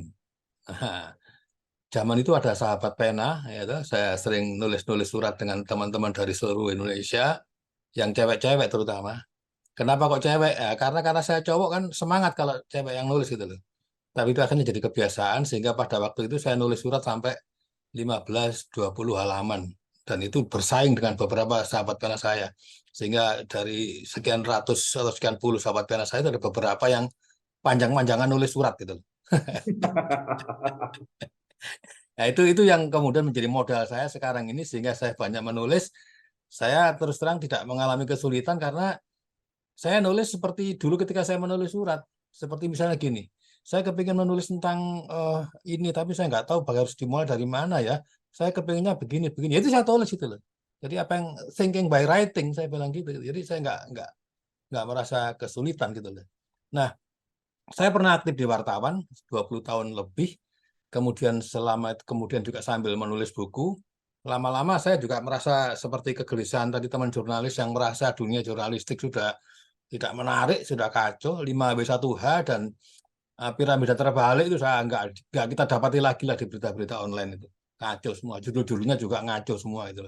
Akhirnya kemudian saya memutuskan diri menjadi penulis buku. Saya merasa kalau hanya jadi penulis buku, biasa, wartawan jadi penulis buku, nggak ada ininya, nggak ada hebatnya gitu, nggak ada ini. Akhirnya saya memilih topik apa? Oh, Panji. Nah, maka tahun 2008, ketika saya pertama kali ikut acara apa namanya itu pertemuan Panji internasional di Jolotundo di Trawas. Nah, apa naluri kewartawanan saya tergugah gitu. Akhirnya mereka saya wawancarai, saya buat buku antologi disponsori oleh Dewan Kesenian Jawa Timur, dan setelah itu saya ikuti acara Panji-Panji di berbagai tempat, dan saya itu tipenya orang yang tidak sekedar datang mendengar dan menulis, tetapi saya juga mencoba untuk menggerakkan gitu loh. Makanya teman-teman bilang Henry itu nggak acara dewe ditulis seperti itu. Jadi ya apa salahnya itu? Saya tidak puas kalau hanya menulis. Dan alhamdulillah sekarang saya dikenal sebagai pegiat budaya Panji, penulis budaya Panji. Ada sekitar 10 buku saya tentang Panji. Dan kalau di total dengan yang lain ada sekitar 60-an. Nah, itulah yang jadi saya saran-saran sama teman-teman yang lain, branding itu penting. Ya, branding itu penting. Kalau kita memilih hanya penulis yang pas. Ya, yang memilih keistimewaan. Iya. Dalam hal ini Mas Henry Nur Cahyo memilih budaya Panji. Iya, betul. Ya, itu yang sangat dirindukan oleh semua. Iya, makanya betul. Yang mengatakan some view writing as a task, some see writing as healing, some regards as breathing. Jadi ada orang yang menganggap sebagai kewajiban, ada yang menganggap sebagai penyembuhan, terapi, ada yang menyebut sebagai bernafas. Betul. Terserah pada Anda kita. Kita tidak memerlukan pena untuk menulis, kita tidak memerlukan komputer untuk menulis, kita tidak memerlukan kertas untuk menulis, kita memerlukan jiwa yang merdeka untuk menulis. Dan itu saya kira pikiran yang bebas, pikiran yang terhormat, pikiran yang memuliakan kehidupan. Saya kira dengan 2 jam ini sudah cukup ya. Sudah hampir jam 11 sekarang. Saya kembalikan kepada Amel. Silakan Amel sebagai moderator. Baik Pak Eka, luar biasa. Satu tema yang menarik, elaborasinya banyak. Kalau ditanya banyak sesi sharingnya memang seperti itu, karena kita juga ingin mendengar cerita tentunya ya. Lebih banyak pelajaran kita dapat dari cerita ya Pak Eka ya. Kita berbagi cerita dari para peserta creative writing session yang sudah mengikuti selama 3 hari. Ada 3 hal yang kita garis bawahi dari pemaparan Pak Eka, bahwa untuk mengubah nasib melalui tulisan, bahwa kita harus mulainya dengan berkat. Untuk dapat apa kita menulis, lalu motivasi dan cara menyiapkannya. Saya senang mendengarnya Pak Eka, tadi banyak yang bercerita bagaimana menulis mengubah nasib, baik dalam hal mendobrak keterbatasan, lalu juga ada dalam ekonomi gitu ya, mengubah nasib secara ekonomi, lalu juga mengubah pola pikir, mengubah kesunyian yang menemani hari-hari terutama di waktu senja seperti itu ya. Tapi yang saya belum menemukan bagaimana menulis mengubah nasib dalam hal romansa. Tadi nggak ada ceritanya nih.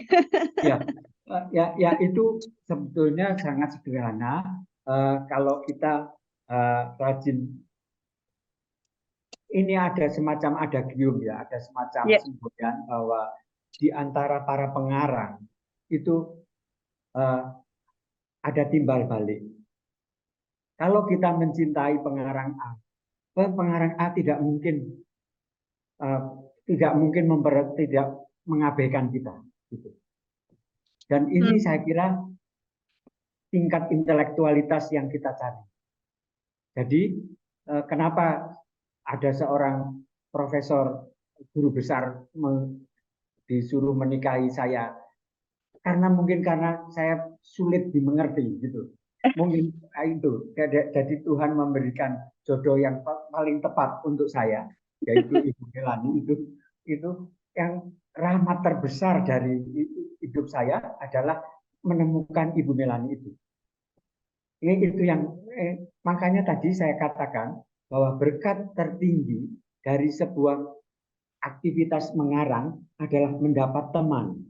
Teman bisa hidup, teman bisa untuk berdiskusi, teman bisa untuk menemani kita dalam susah dan senang. Itu. Yang kedua, baru yang lain-lain. Bisa pekerjaan, bisa kesibukan, bisa uang, bisa hadiah, bisa trofi yang dideret-deret di setiap kali kalau kita punya lemari itu dipasang trofi-trofi gitu. Untuk anak-anak saya itu biasanya rajin mengumpulkan trofi gitu. Saya kira itu Mbak Amel, itu yang harus diingat. Tetapi saya masih menunggu bagaimana teman-teman ini bisa menulis, memberikan catatan, bagaimana penulisan itu mengubah hidup mereka. Ya, betul-betul. Boleh nanti setelah sesi ini, karena kita juga tergabung dalam grup pelatihan kepenulisan, dan grupnya tidak akan dibubarkan setelah pelatihan, kita akan menjadi tetap forum untuk kita berbagi di dunia tulis-menulis. Boleh nanti setelah ini dituliskan ya Pak Eka ya, dengan tema besarnya menulis mengubah nasib, untuk mengubah nasib dari sudut pandang Bapak Ibu sekalian. Menarik tuh Pak Eka. Nanti kita diskusi. 3 sampai 5 halaman ya. Boleh. Antara 3 sampai 5 halaman atau di WhatsApp gitu ya, baik PDF ataupun Words boleh di. Hadiahnya apa ya Pak Eka? Boleh ya, nanti kita coba cari buku nih, mana tahu bisa di-share. Saya belum bisa info sekarang. Oke, terima kasih. Saya kira cukup ya. Oke, kita masih ada sesi tanya jawab Pak Eka sebetulnya. Saya kira udah cukup itu. Sudah cukup ya. Coba saya lempar dulu ke forum, apakah masih ada yang ingin bertanya begitu ya? Ya, silakan. Ke grup Ibu Nia, nanti saya share info grupnya di sini. Grupnya sudah ada untuk grup pelatihan ya Ibu Nia ya. Baik. Oke Bapak Ibu, jika ada yang masih mau bertanya, boleh raise hand, boleh tulis di kolom komentar. Pak Eka, satu hal yang tadi saya garis bawahi, ini pertanyaan dari saya dulu ya Pak Eka ya, sebelum nanti mana tahu ada Bapak Ibu dari ruang virtual ini yang masih belum puas untuk menggali lebih jauh. Ya. Tadi Pak Eka sebut menulis itu sebetulnya tujuannya bukan untuk menang, tapi untuk senang. Nah, kalau misalnya dari awal kita sudah setting misalnya untuk menang dan bukan untuk senang, itu apakah akan berbeda ya Pak Eka ya? Misalnya dalam hal ini deh, kita menulis surat cinta, bukan karena kita senang, tapi kita ingin memenangkan hati orang tersebut, begitu. Ya, apakah akan berbeda hasilnya Pak Eka? Ya, kalau tidak menang kan kecewa. Kalau senang, kalau tujuannya untuk menyenangkan, bahwa pertama kali menyenangkan diri sendiri, kedua kali menyenangkan orang yang diajak bicara, itu pasti tidak akan nothing to lose. Itu akan mempengaruhi juga ya Pak Eka berarti pada isi tulisan ya. Apa yang keluar dari mulut kita atau dari tangan kita, dari pikiran kita dengan senang hati akan diterima dengan senang hati. Apa yang kita keluarkan dengan ngedumel, dengan perasaan jelek, perasaan membenci, akan diterima juga, membakar hati orang lain.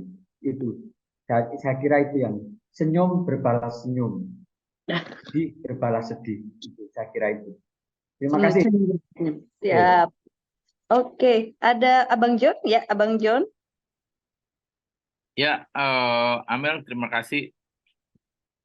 Mbak Seka, saya mau bertanya, tapi sebelum bertanya saya ingin sharing soal tadi itu apa menulis mengubah nasib bagi teman-teman yang ingin menulis. Saya mengundang sebenarnya teman-teman semua menulis. Apa yang disampaikan tadi tuh menarik sekali ya bagi saya menyimak. Ada hal-hal yang saya baru tahu, yang ada hal-hal yang saya sangat kagumi, ada hal yang sangat apa namanya menurut saya itu ajaib gitu ya. Itu akan bagus sekali kalau di-share ke teman-teman yang lain, termasuk kepada komunitas Nanti Satu Pena. Saya berusaha untuk apa ya namanya, saya layout ya, jadi buku bahwa dicetak atau tidak itu perlu didiskusikan lebih lanjut ya.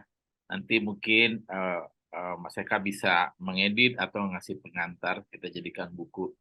Jadi ada hasilnya lah yang kita sharing kepada teman-teman, baik yang ikut di sini maupun yang tidak ikut. Itu satu. Yang kedua, sebenarnya saya ingin bertanya pada Mas Eka, banyak yang bolong-bolong gitu loh ya tadi ceritanya. Saya bertanya pertama adalah soal dipanggil konglomerat yang punya 3 pulau, yang dibawa di marina ke pulau, lalu dia bertanya soal burung ya, bagaimana supaya burung banyak di sana. Nah, tadi Mas Eka bercerita bahwa disitulah nasib Mas Eka berubah ya. Cuma perubahan apa yang terjadi gitu, saya pengen tahu lebih lanjut gitu ya. Ya. Apakah dapat bayaran besar sekali gitu ya, sehingga bisa beli pulau di sebelahnya gitu ya, atau apa gitu. Itu Ya, satu. enggak seperti itu.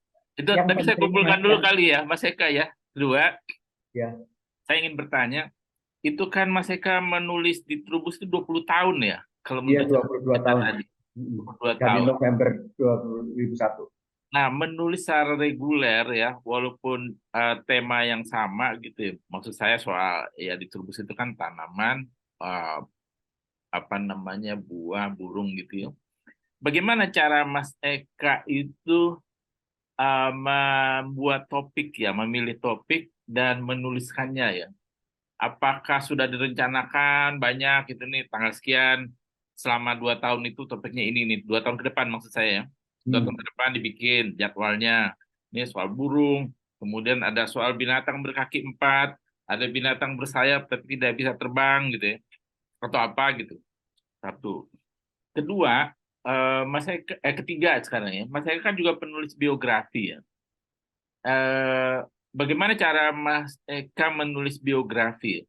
Apakah bikin pembabakannya dulu atau wawancara aja dulu panjang lebar, nanti baru dipilah-pilah dijadikan topnya ini, disatukan, atau bagaimana caranya?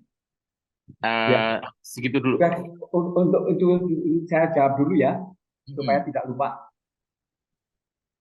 Untuk menulis biografi itu biasanya saya membatasi apa yang paling penting buat ibu atau bapak yang saya tulis. Saya batasi dulu dengan misalnya pertanyaan. 7 pertanyaan yang sangat penting untuk beliau. Peranannya dalam masyarakat, karena itu akan menunjukkan bahwa seberapa banyak kepentingan yang dia peroleh, yang dia terima, yang dia rasakan, dan sebagainya. Terus cita-cita yang tidak tercapai, karena di situ akan menyiratkan kepentingan-kepentingan yang utama dari yang nilai-nilai utama yang diperjuangkan oleh orang-orang itu, dan seterusnya. Ada 7, tidak lebih dari 7 itu, karena saya percaya bahwa kebenaran itu cuma 7, pelangi 7, hari 7 gitu. Sederhana sekali. Kalau tadi trilogi yang saya katakan di sini adalah berkah, motivasi, dan cara mendapatkan berkah dan motivasi itu. Itu 3 logi ini, trilogi ini yang sangat penting. Itu yang menolong saya selama ini. meskipun dengan kadang-kadang menyesal juga ya kenapa kok saya tidak melanjutkan kerja di BBC aja, kan pensiunnya. Dan terus BBC bisa lepas kan, nggak ada lagi BBC. BBC siaran Indonesia hilang, tapi pensiunnya kan masih tetap jalan gitu. Nah, kenapa kan dulu nyesel, oh kenapa kok tidak sabar 3 tahun aja. Tapi berkah yang saya terima kan lebih besar. Saya mendapatkan pengalaman-pengalaman, dan pengalaman itu tidak selalu jelek. Pengalaman, kalau saya dulu tidak keluar dari BBC, mana mungkin satu pena itu memberikan dedikasi untuk penulisan non fiksi misalnya, fiksi buat saya gitu. Hal-hal yang seperti ini kan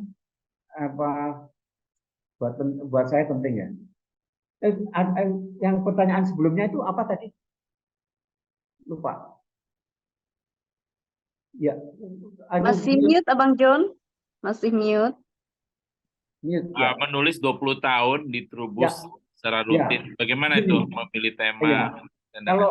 Kalau itu yang majalah Trubus ini seringkali saya mendapat input dari current affairs. Current affairs itu yang menarik saat ini apa gitu.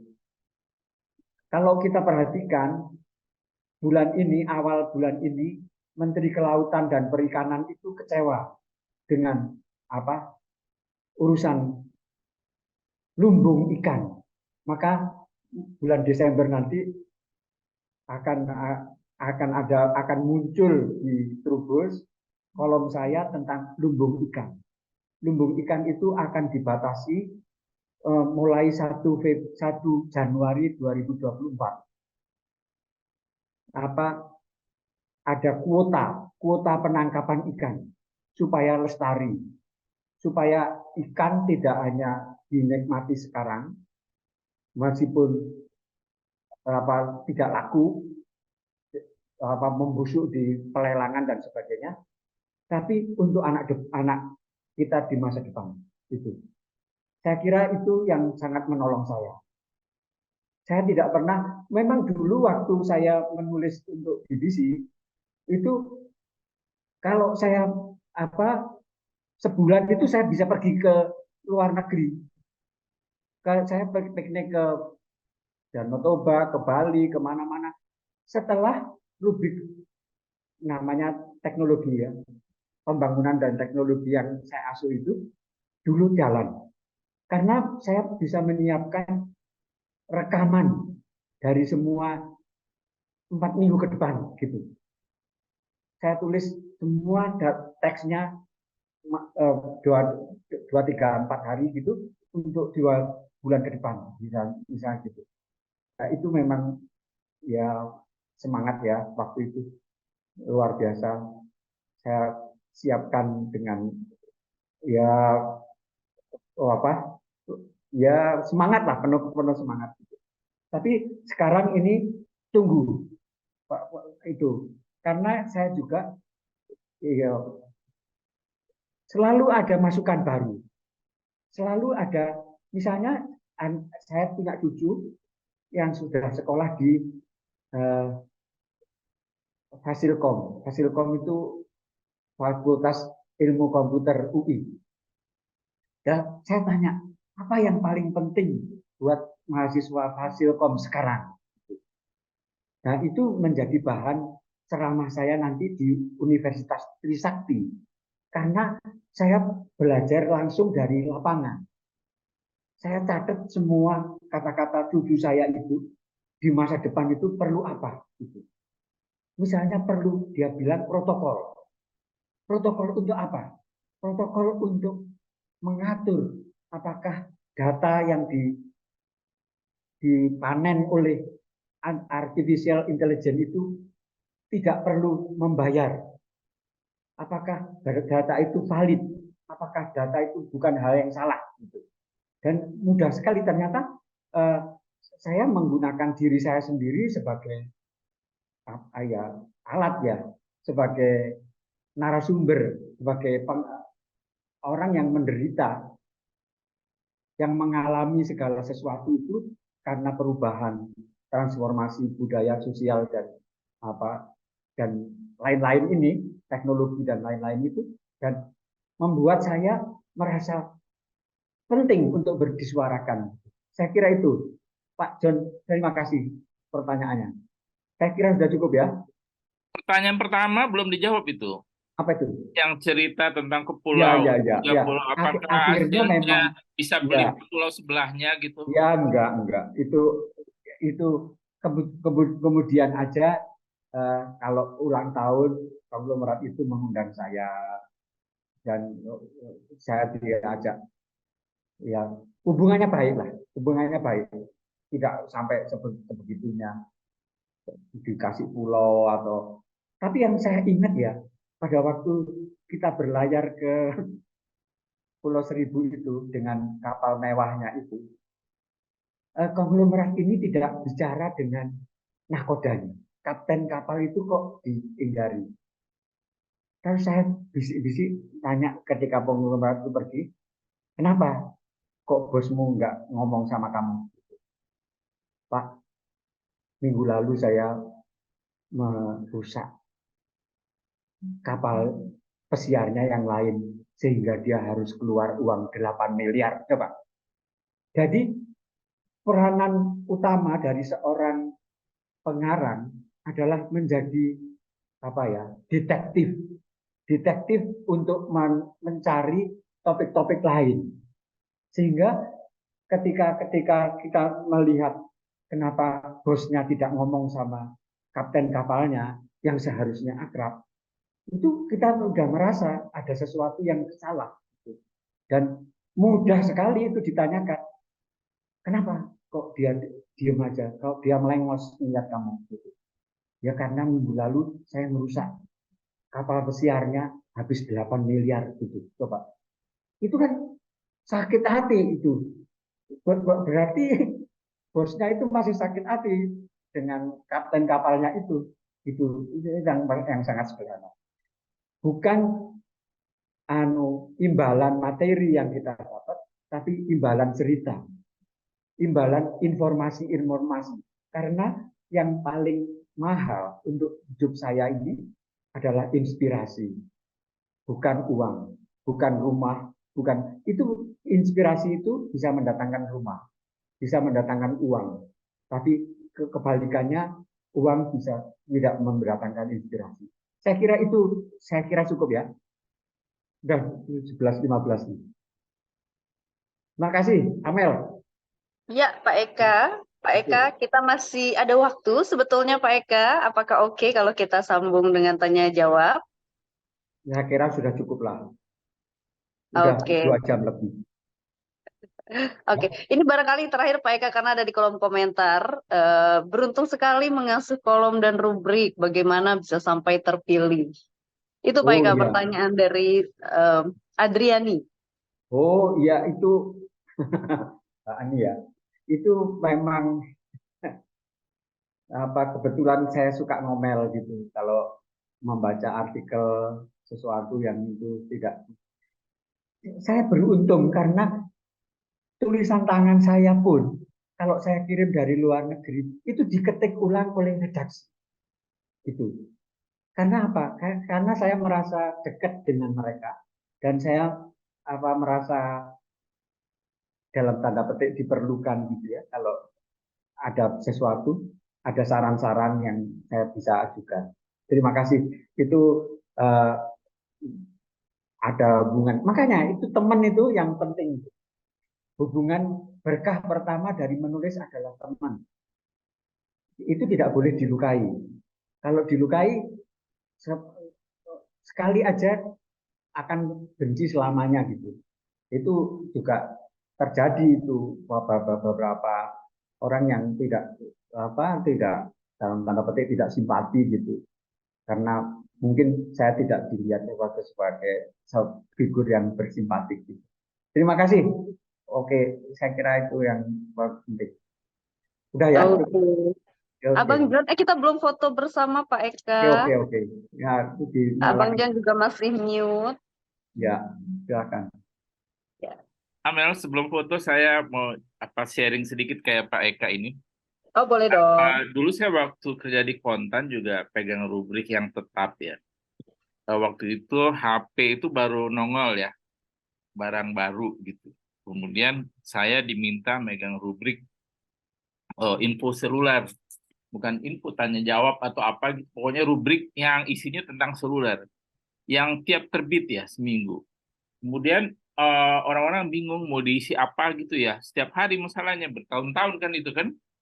Semula saya juga bingung mau diisi apa itu rubrik kan tentang HP. Pengetahuan kita tentang HP kan tidak seluas sekarang, dan dulu cuma sebatas sampai SMS aja ya. Nah, lalu saya bersiasat ini bagaimana caranya supaya terbit. Suatu redaksi, pemimpin redaksi udah menetapkan, ini rubrik lo yang pegang ya, dibilang gitu. Saya oke aja, namanya tugas kan, oke aja. Nah, yang saya lakukan adalah, saya jadi rajin itu ke operator, bertanya soal teknis ya, kadang-kadang soal teknis. Bagaimana itu MMS zaman dulu, bagaimana SMS itu bekerja, bagaimana misalnya lokasi kita bisa ketahuan di suatu tempat hanya dengan megang handphone gitu. Zaman dulu itu sudah ada ya, dan beberapa topik-topik lain.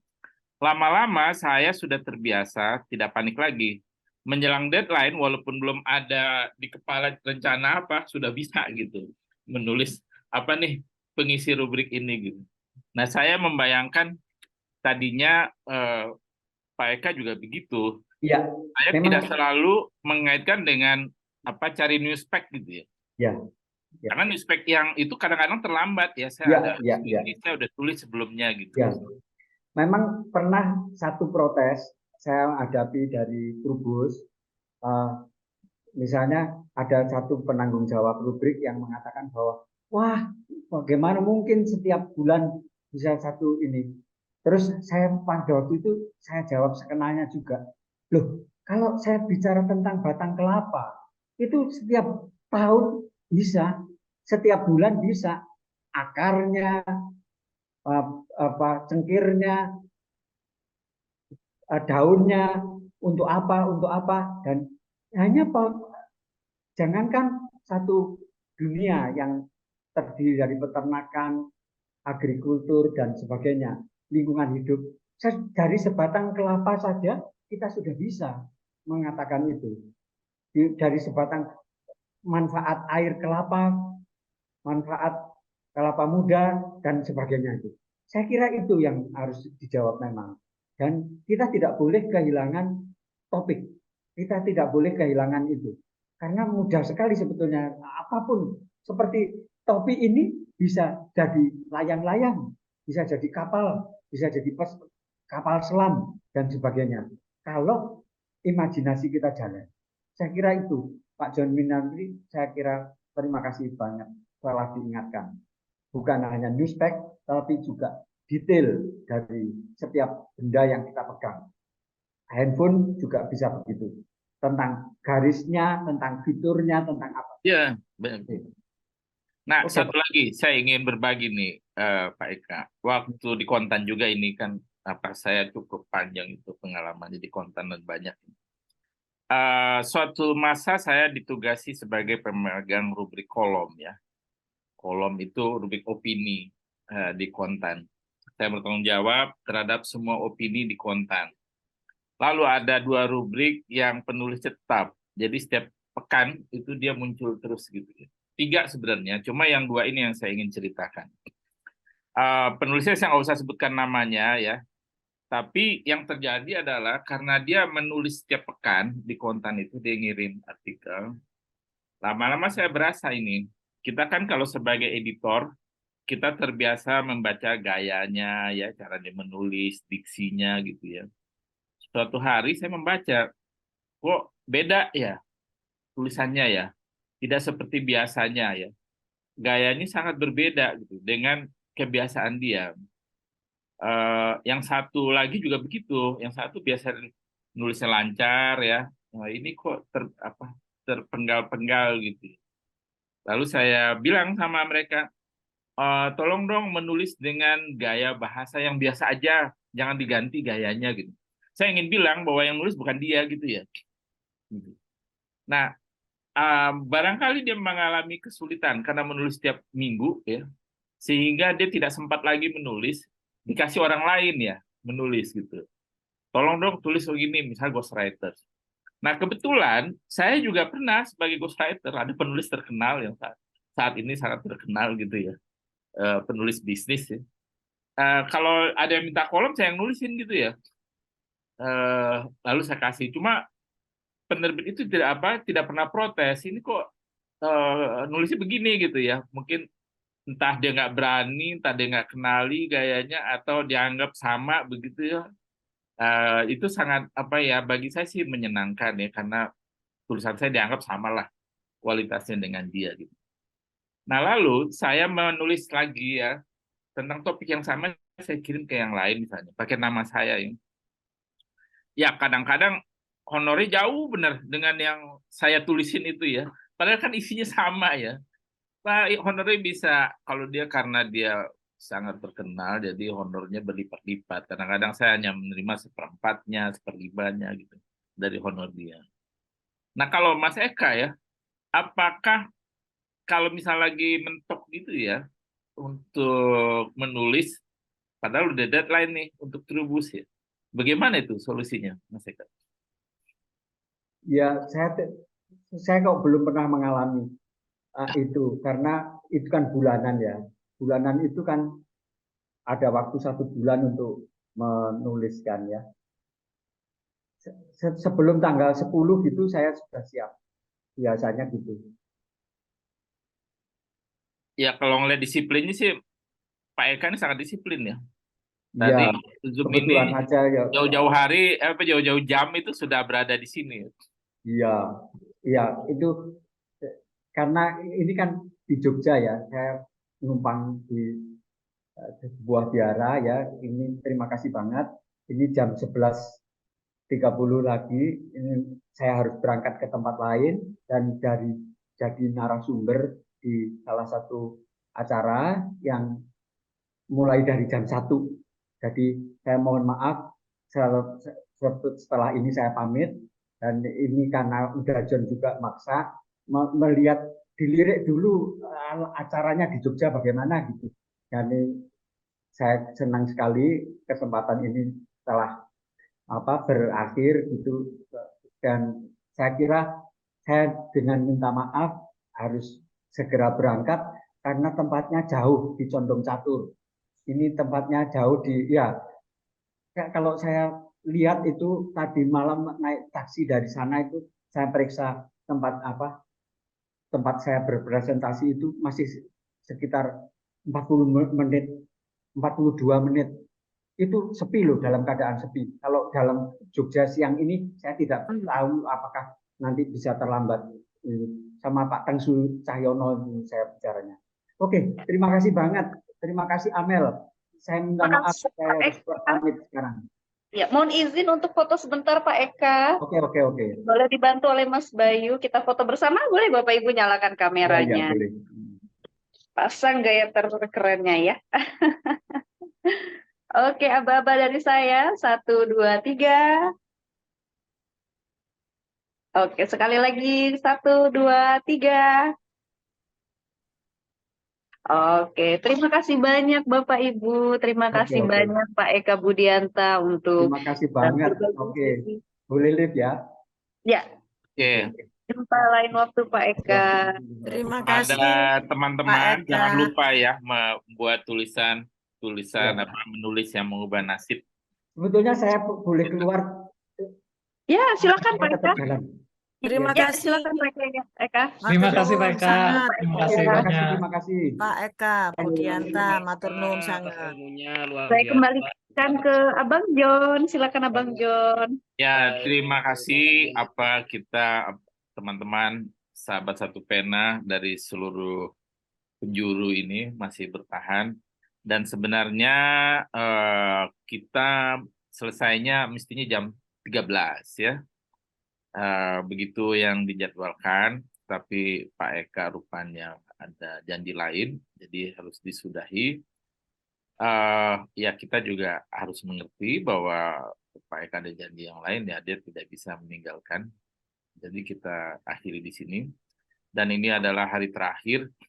Saya sekalian mengucapkan terima kasih banyak nih kepada para peserta yang telah aktif ya selama 3 hari.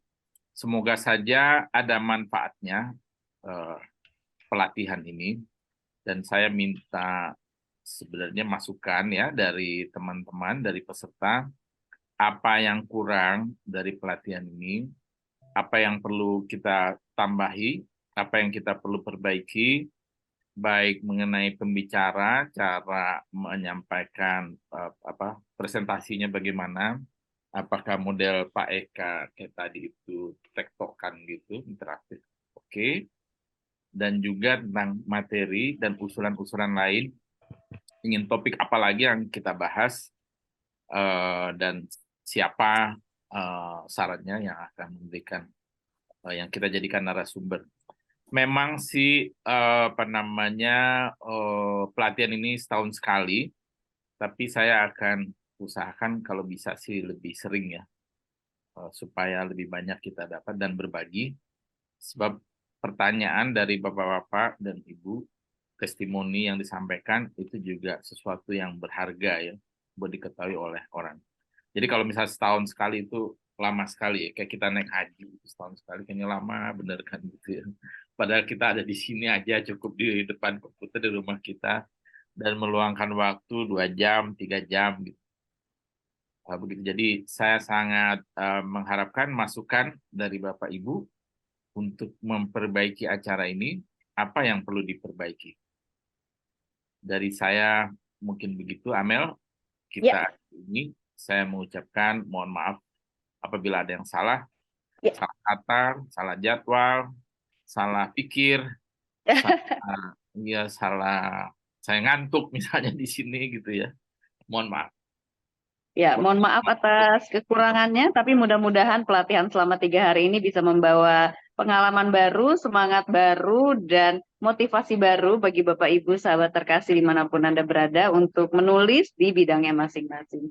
Walaupun pelatihannya 1 tahun sekali, kita aktif berkegiatan, seminggu sekali kita ada webinar, dan juga akan ada banyak agenda menarik lainnya, di mana Bapak Ibu juga bisa bergabung dengan Satu Pena, juga aktif ikut menulis dan ikut menghadiri ragam-ragam kegiatan Satu Pena. Kita akan tetap bertukar pikiran di grup.